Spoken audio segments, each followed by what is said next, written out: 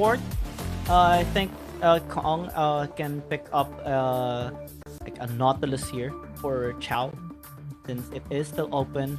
Ooh, early hover on the ADC. This Lucian is something we talked about just a while ago. Yeah, he did well.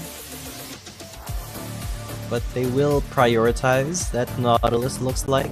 They want that very aggressive engaged support, and Nautilus can be that. But more importantly, he's very tanky and has a lot of ways to get out of sticky situations, you know.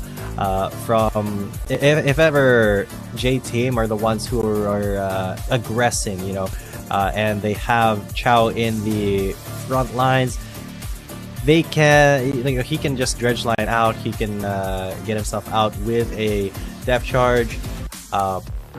He also has a shield. But right now, looking at the damage profile for J-Team, very AD focused. But that is going to be a lot of burst damage there on the Corki, and then, you know, just consistent damage plus that burst from the return from Saya. And please, Big Thresh. Please, Big Thresh. I want DY to play Thresh. Is he gonna do it? He's gonna lock it in. Please lock it in, because that would be amazing. Yes! They tried it against JDG before during day number 7. Didn't turn out well. But let's see if this time they can actually make it work. They have to. Ooh. And we talked about Illusion, we talked about the Nautilus as well, both of which has been picked up now by FPX to solidify this composition. They're definitely going to invest a lot in the bottom lane to try and set the tempo here for FPX, because that's the way to go. That's the way that they can win through Kong this time around, as Sky, Chengdel7, and Don128 tries to scale up. Yeah, and interestingly, it's a lore battle in the bot lane. Lucian versus the guy who stole his wife, who is out now. Lucian versus Thresh, kind of one of the classic matchups here in the bot lane, just like historically in you know, old League of Legends BC. But in the Wild Rift scene, this is a little bit more rare because we don't get to see a lot of Threshes, honestly.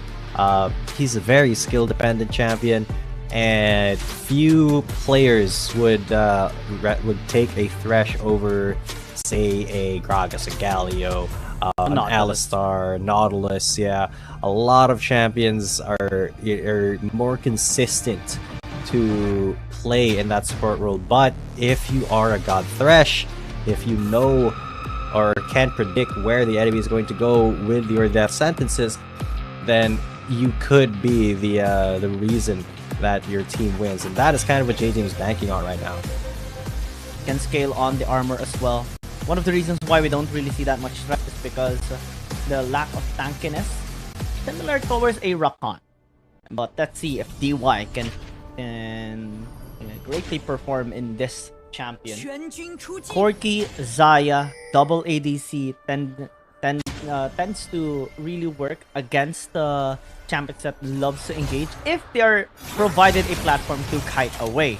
And DY, probably his game a little bit low on the HP, can be a bad sign, because Kong and Chow will be looking to target him down later on. Yeah, that is going to be a very tough proposition for X1 to avoid both of them, because he has to avoid damage from pollution, gotta avoid the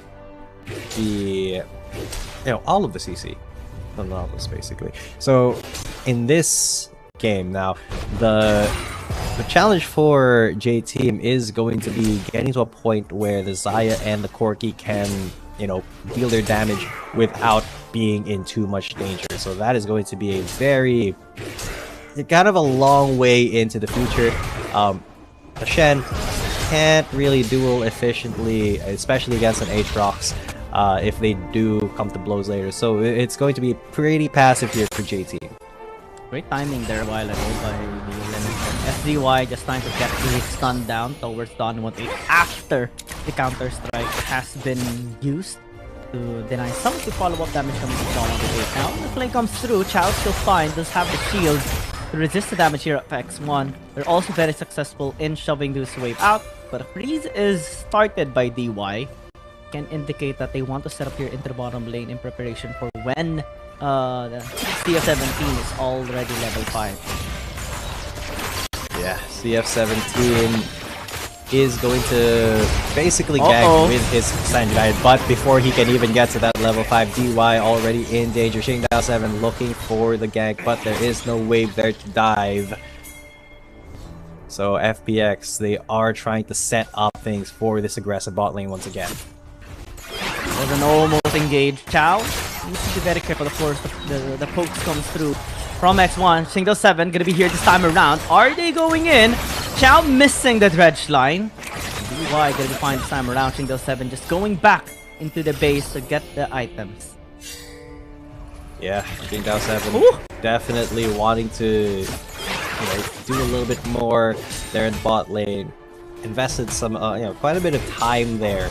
And as a jungler, time is resources. You have to be able to farm efficiently while looking for these ganks. And it does look like he is full clear. He's going to be farming efficiently enough. So really not too much skin off his back, but just in case there was an altercation there, he was there. But now the level 5s are coming through. The Stand United should be available as well. So there should be a little bit more caution for FPX when it comes to ganking. FPX is going to be looking for more aggressive plays this time around. Stand United is going to be used. Kong tries to disengage but will be denied. The taunt is going to be there as well. First blood comes through from J-Team, but at the cost of the Shen dying as well. And FPX looking to recover, looking to get a good engage towards the white stammer. That flash going to be used, but gets denied on the escape. Double kill by Sky. Soldier going to be here a little bit late. Gets slowed a little bit. Shingdao7 will be fine. But FPX getting the better end of that engage by JT. Yeah, a really decent start there for FPX. But it could... Oh, Shingdao actually still got that. He's gonna get exhausted though. And escape. Just a wasted utility there by Soldier. Unfortunate here for JT. Yeah, that was pretty unfortunate. But let's take a look at this because that was so aggressive onto Kong. Stand United perfect with the taunt. Just barely getting that kill, barely getting out. But then SkyFL was right there. He was able to get that blood drain. And yeah, just FPX doing FPX things there, getting the better end of the deal. And J-Team, I feel like they overcommitted. They overstayed there. Even though, they basically ran off already after CF17 sacrificed himself to get that kill. That's enough, but here. X1 receiving quite a bit of damage. World Energy going to be used by Shingdao7 to run them down! Thunderstorm going to be faster. And the counter is there! Unfortunate! The tower was targeting this Aatrox, and the kill gifted to X1. Yep, and that is quite the mistake for FPX. Funneling the gold into X1 like that is not going to be a good thing for their early game proposition, because that does mean that the Saya scales a bit faster, and that's not what you want when the entire goal of J-Team's team composition is to protect that Saya, protect the Porky. Now they are on the Infernal Drake. A little bit late on the uptake on the Earth Herald. Other guy. Chow still going with a depth charge. X1 gonna be protected with a Stand United, and this Nautilus is gonna be taken down. Actually, Y as well is trying to target Don 128, but gets counter strike. Instead, still lives! And have taken this Ellie as well. Double objectives for J-Team. It's a disaster for FPX. Now they're gonna be using it into the mid lane to patch this tower up as well.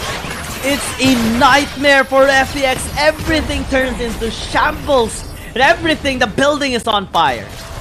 But this is classic FPX, right? They risk everything for that early game, and that's what they've been doing. They've been risking it. Sometimes it just doesn't work though, because your opponent is a lot more defensive.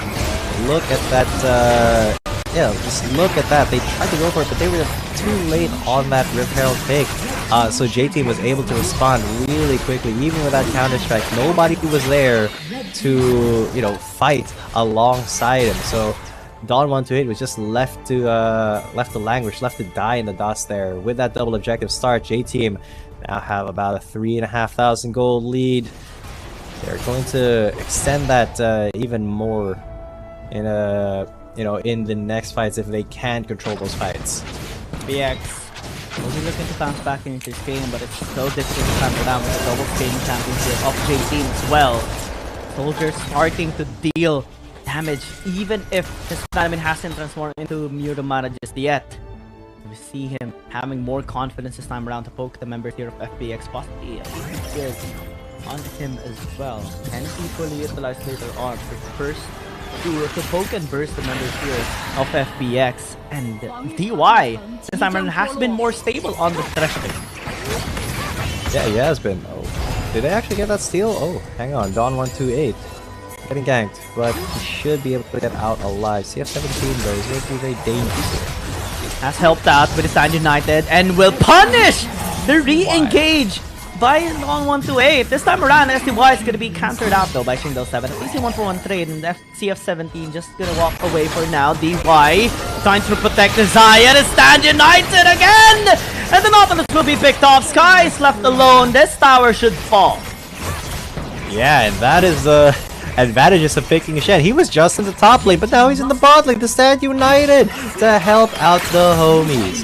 That is the way to go. But because of that, the tower will fall in the top lane as well. A good trade for towers, but it is basically damage control now for FPX. They're still going for these, you know, aggressive advances here, but because of the lead of J-Team, it's not really working all too well. So FPX, they need to capitalize on a mistake this time instead of trying to create opportunities for J-Team to make the mistakes.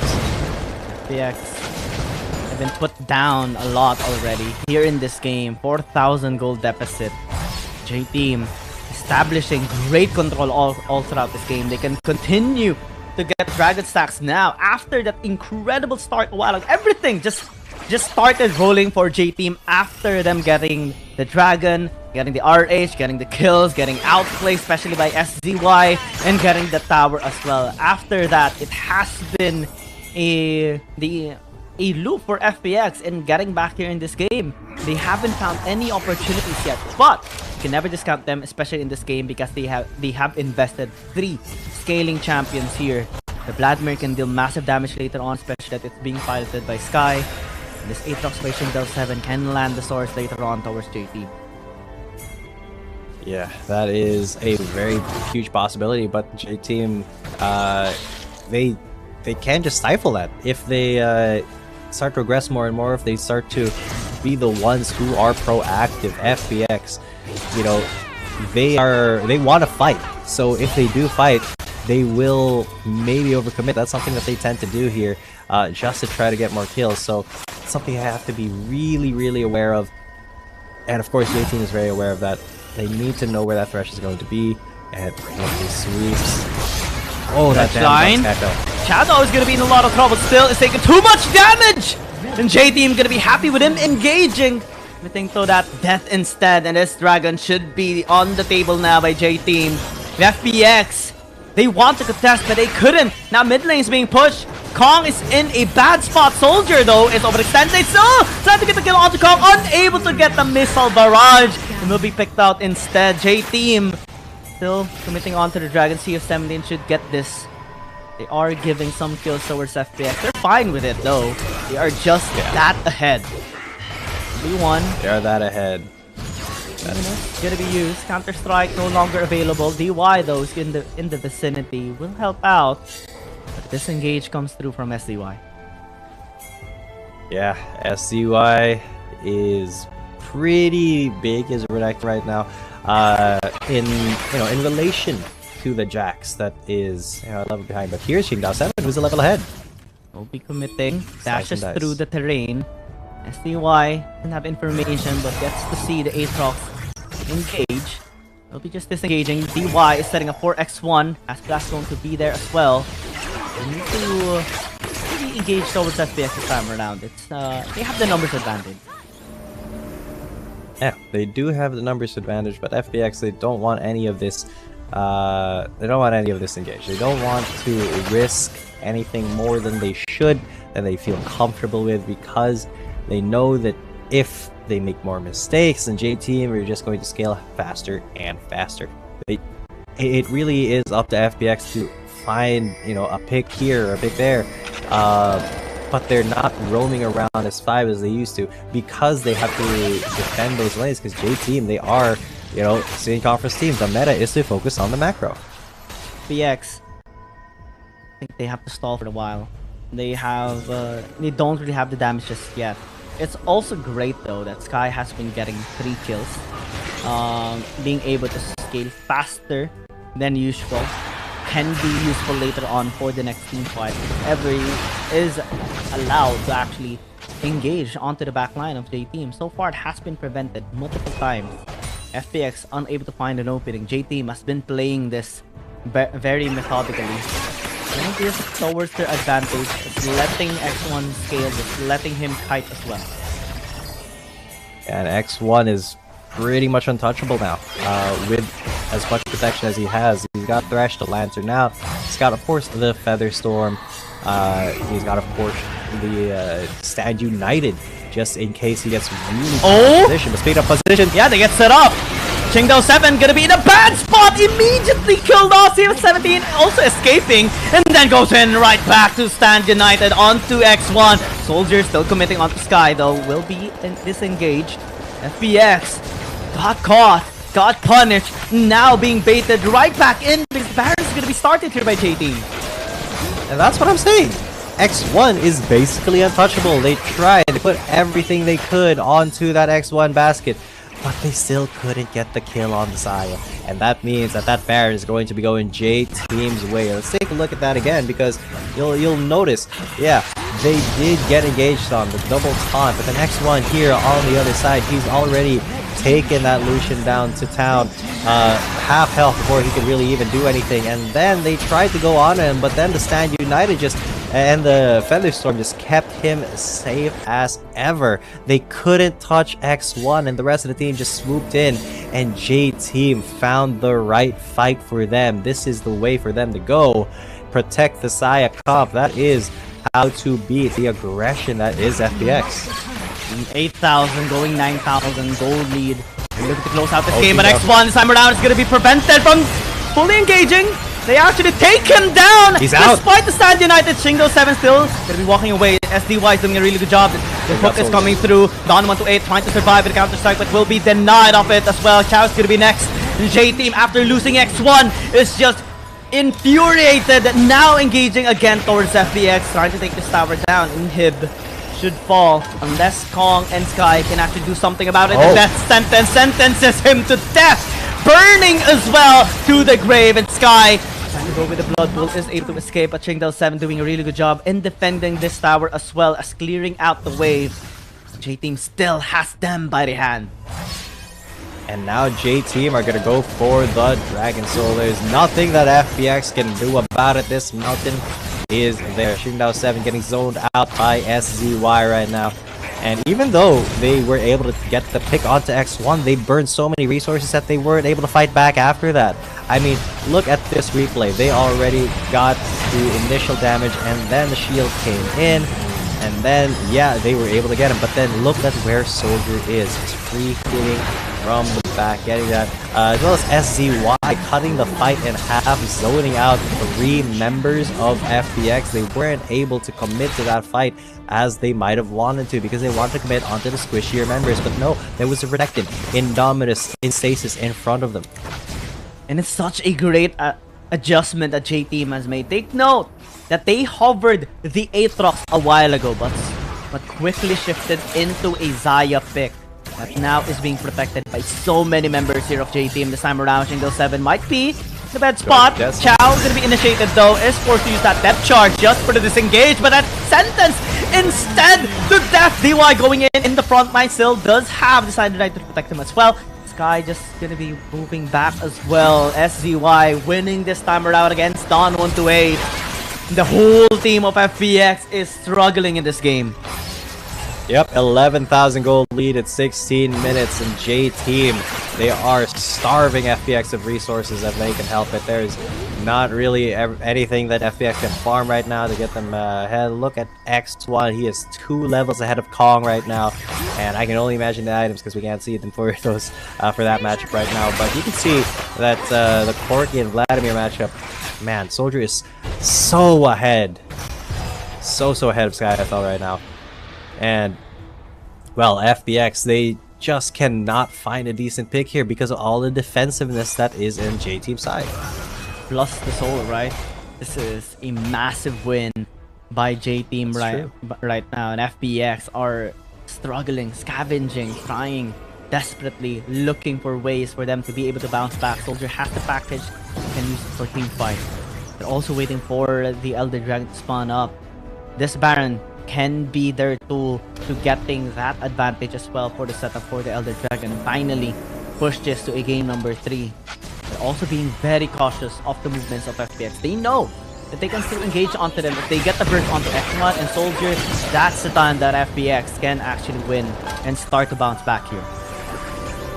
Yeah, if FPX can get to that point, then maybe there's a chance, but at this point, man, it is getting really dark in the future of FPX. But if they can hang on for maybe 5-6 more minutes, then, you know, it is going to be just full level team fights then. It's it will be more possible for them to win, but the positioning of X1 and Soldier is just impeccable, especially with DY being tip of the spear and of DY Stun United gonna be used. Sky still trying to disengage, just have the flash by CF17. Now X1 is gonna be shining, Kong gonna be disengaging, Singdao 7 gonna be taken down. The rest of J-Team just gonna be following up, transferring now their might towards Xiao, getting the 3 kills that they need to just run it down mid. 3 kills that they absolutely needed, but that does mean they are going to go for the Elder Dragon into maybe Baron and then go for the big Elder. And FPX cannot do anything but just watch. They tried to engage, get the kill onto SZY, but unable to get the burst. Now they're the ones who are on the brink of being bursted out by J-Team.